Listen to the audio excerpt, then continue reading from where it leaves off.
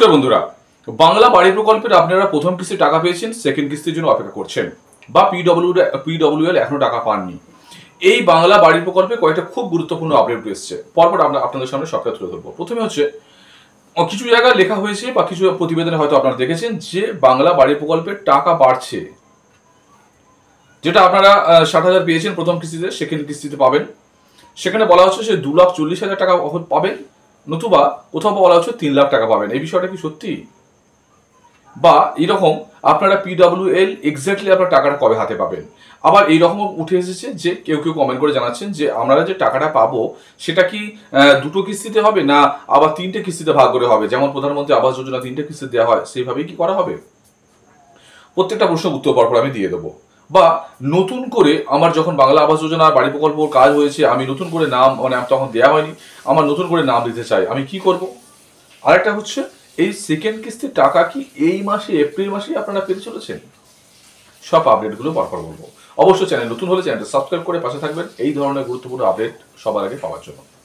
প্রথমে বলি যেটা হচ্ছে যে 2,40,000 বা 3 লক্ষ টাকা পাবেন, এই যে বিষয়টা বিভিন্ন প্রতিবেদনে বা বিভিন্ন জায়গায় আপনারা দেখেছেন বা শুনেছেন যে এই বাংলা আবাস যোজনা টাকা বাড়ানো হয়েছে, সেটা কিন্তু অফিসিয়ালি ওইভাবে বাড়ানো হয়েছে কোথাও কিন্তু বলা হয়নি।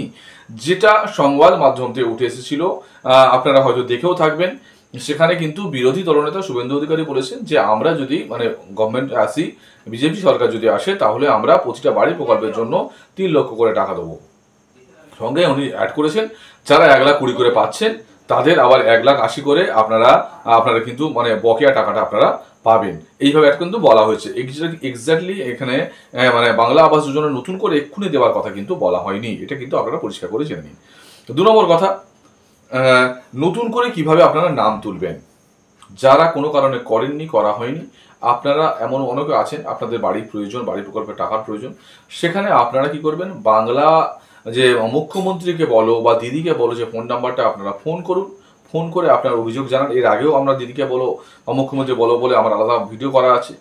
ফোন করে সমস্ত ডিটেলসটা বললে আপনাদের কিন্তু পর একদম এটা এক্স্যাক্টলি হয় সিএম লেভেল থেকে, সেখান থেকে ডিএম এবং ব্লক ওয়াইজ থেকে আপনাদের কিন্তু পঞ্চায়েত বা রুরাল ডেভেলপমেন্টে চলে আসবে এবং এখান থেকে আপনাকে ছবি তুলবে বা ফোন করবে, করলে কিন্তু আপনি টাকা পাবেন। এরকম যদি কেউ নতুন করে নাম তুলতে চান, কোথাও দুয়ারে সরকার বা অনলাইনে এইভাবে আবেদন করা যাবে না, আপনাকে কিন্তু ওই দিদিকে বলতে ফোন করে আপনি কিন্তু এখানে নাম নথিভুক্ত করতে পারবেন।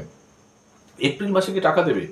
অনেকেই বলেছে, যারা আধিকারিকরা এসেছেন, ছবি তোলা হয়েও গেছে, সেই পরিমাণটা অনেক জিজ্ঞাসা করাতে ওনারা অনেক সময় বলেওছেন যে হ্যাঁ আপনারা কিছুদিনের মধ্যে 15 দিনের মধ্যে টাকা পাচ্ছেন বা 10 দিনের মধ্যে টাকা পাচ্ছেন।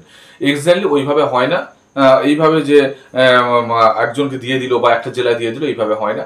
যদিও এই 3 মাস টাকা দেওয়া হয়েছে, কেউ কেউ টাকা এবারেও পাচ্ছে প্রথম কিস্তির টাকা, হলেও নবান্ন থেকে একটা ঘোষণা হবে যে সেকেন্ড কিস্তির টাকা আমরা ছাড়লাম, যেখানে সময় বলা হয়েছে মে থেকে জুন, সেখানে এপ্রিল হবে না, মে মাসে হয়তো হতে পারে, সেটা জানা যাবে, কিন্তু এপ্রিল মাসে এক্ষুনি কিন্তু আপনারা টাকা পাচ্ছেন না।